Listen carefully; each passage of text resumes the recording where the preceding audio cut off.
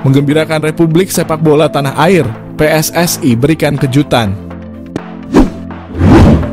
Nathan Chu Aon balik bela Timnas Indonesia U23.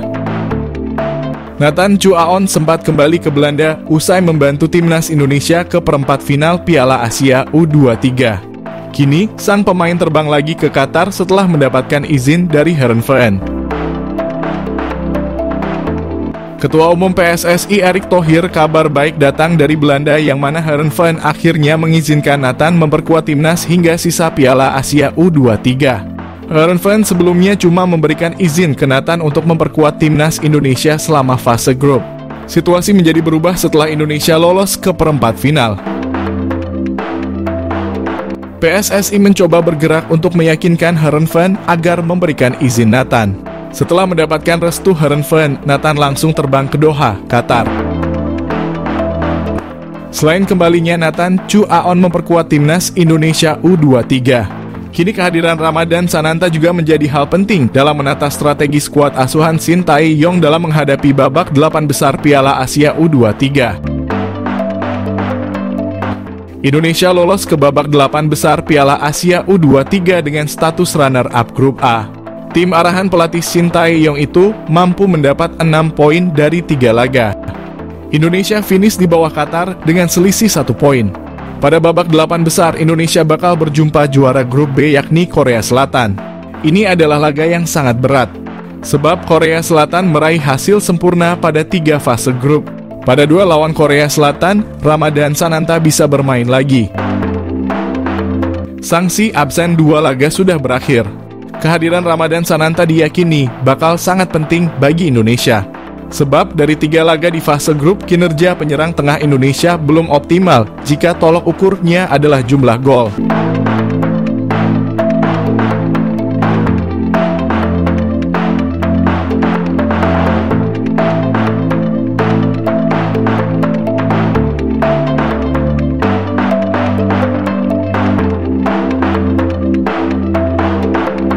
Panggil pemain keturunan, 3 pemain lokal belum diturunkan.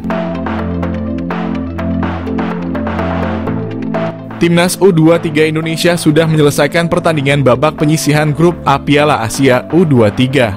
Dari 23 pemain, ada 3 nama yang belum juga diturunkan oleh pelatih Timnas U23 Indonesia, Shin Tae-yong. 3 pemain itu adalah Bagas Kava, Donny Tri Pamungkas, dan Dava Fasya. Tidak diketahui secara pasti alasan Shin Tae-yong belum juga memberikan menit bermain kepada ketiga pemain tersebut. Namun diprediksi ketiga pemain itu masih belum diturunkan pasti karena taktik. Bagas Kava merupakan pemain yang bermain di bek sayap kanan. Untuk Donny Tri Pamungkas, Shin Tae-yong belum juga menurunkan pemain milik Persija Jakarta itu. Donny merupakan pemain yang bisa bermain di posisi bek kiri dan gelandang. Di posisi bek kiri Timnas U23 Indonesia masih ditempati Pratama Arhan. Posisi tersebut tampaknya sangat sulit digantikan oleh Donny. Adapun di posisi gelandang banyak sekali pemain yang menempati tempat tersebut. Shin Tae-yong mempunyai Ivar Jenner, Justin Hubner, Nathan Chu Aon, Raihan Hanan, Witan Sulaiman, Arkan Fikri, dan Marcelino Ferdinand. Disinyalir sangat kecil bagi Donny mendapatkan menit bermain di posisi tersebut. Terakhir ada Dava Fasya yang merupakan kiper ketiga Timnas U23 Indonesia. Dava kalah bersaing dengan Hernando Ari dan Muhammad Adi Satrio. Hernando Ari merupakan kiper utama Timnas U23 Indonesia. Adapun Adi Satrio merupakan kiper kedua yang kemarin sempat diturunkan di laga melawan Yordania. Tentu saja ketiga pemain itu berharap kepada Shin Tae-yong bisa diturunkan dalam babak 8 besar Piala Asia U23.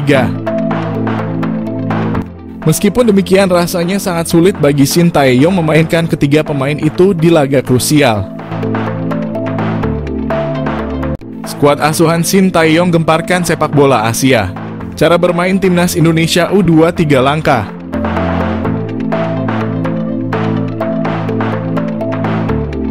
Timnas Indonesia U23 membuat kejutan di Piala Asia U23.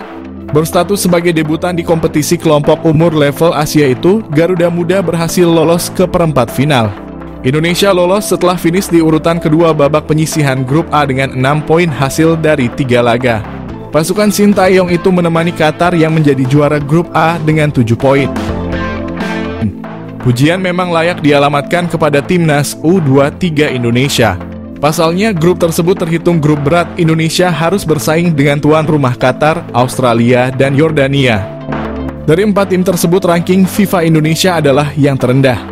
Penampilan Garuda Muda di Piala Asia U23 pun menyita perhatian pengamat sepak bola.